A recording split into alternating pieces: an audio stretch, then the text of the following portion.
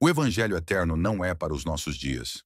Quando algumas pessoas citam Apocalipse 14, 6 para afirmar que esse evangelho eterno é o que deve ser pregado hoje, elas cometem um erro grave de interpretação.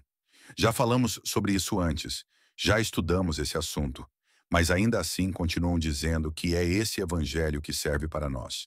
E o pior, afirmam que não pregamos a graça de Deus como se estivéssemos negando o evangelho de Cristo e exaltando esse tal evangelho eterno. Agora, para quem estudou as cartas de Paulo, especialmente os fundamentos, sabe que esse tipo de argumento não se sustenta. A gente sempre procura trazer uma visão equilibrada, sem atacar ninguém, sem indiretas. Mas é inevitável. Quando a verdade começa a ser exposta, ela incomoda. Muitos que antes caminhavam com a gente passaram a se opor quando dissemos que as epístolas de Paulo eram registros históricos. E mesmo com esse entendimento vindo com base, sem exagero e com respeito, teve quem não aceitou. Sempre que alguém usa Apocalipse 14:6 para defender o evangelho eterno como mensagem atual, ele ignora um ponto fundamental. Essa é a única passagem bíblica que menciona essa expressão. Só essa. Não há nenhuma outra. E ainda assim se usa esse único texto como base doutrinária. Então, se eu pergunto, estamos vivendo o Evangelho eterno? E a resposta é, sim, está escrito. Eu volto e pergunto, está escrito aonde? E a resposta sempre é, Apocalipse 14:6. Vamos então olhar o que diz o texto. Vi outro anjo voando pelo meio do céu, tendo um evangelho eterno para pregar aos que habitam sobre a terra e a cada nação, tribo, língua e povo. Agora vem a pergunta importante. Esse evangelho eterno anunciado por um anjo era destinado a nós, hoje, depois do ano 70? Claro que não. Esse anjo trazia uma mensagem para Israel, para as tribos. Era algo específico para aquele povo. E aí entra outro ponto. Quem hoje faz parte dessas tribos para dizer que essa mensagem é nossa? E olha só o conteúdo desse evangelho eterno. Dizendo com grande voz, temei a Deus e dai-lhe glória, pois é chegada a hora do seu juízo, e adorai aquele que fez o céu, e a terra, e o mar, e as fontes das águas. Esse era o conteúdo. Juízo. O evangelho eterno estava anunciando que o juízo havia chegado. Agora me diz, é isso que devemos pregar hoje? Um evangelho de juízo? Será que a mensagem que temos hoje em Cristo é de condenação ou é de reconciliação? Desde os dias de Paulo, Cristo exerce um sacerdócio que é contínuo, que cobre toda a humanidade. Ele não foi sacerdote só de Israel, ele trouxe redenção para todos, judeus e gentios. O livro aos Hebreus afirma que o Senhor jurou e não voltou atrás. Ele é sacerdote para sempre. Portanto, quando alguém insiste em pregar o evangelho eterno como se fosse o evangelho da graça, está misturando os tempos. Está tirando a mensagem do seu contexto.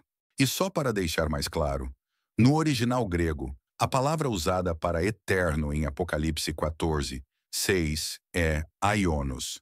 E essa palavra não significa eternidade como entendemos hoje. Ela tem o sentido de era, de um período de tempo que pode até ser longo, mas tem fim. Aion, aion, é tempo, é época, é um ciclo. É como eu dizer, um dia vou à tua chácara. Isso é um aionos. É algo que está dentro de um tempo que ainda vai terminar. É diferente de Deus, que é eterno no verdadeiro sentido da palavra, sem começo e sem fim. Esse evangelho eterno que o anjo anunciou tinha prazo. Era para um tempo específico, para um povo específico, com uma mensagem específica. O juízo de Deus estava chegando. Quando a palavra eterna aparece com E maiúsculo, ela remete a algo que não tem fim.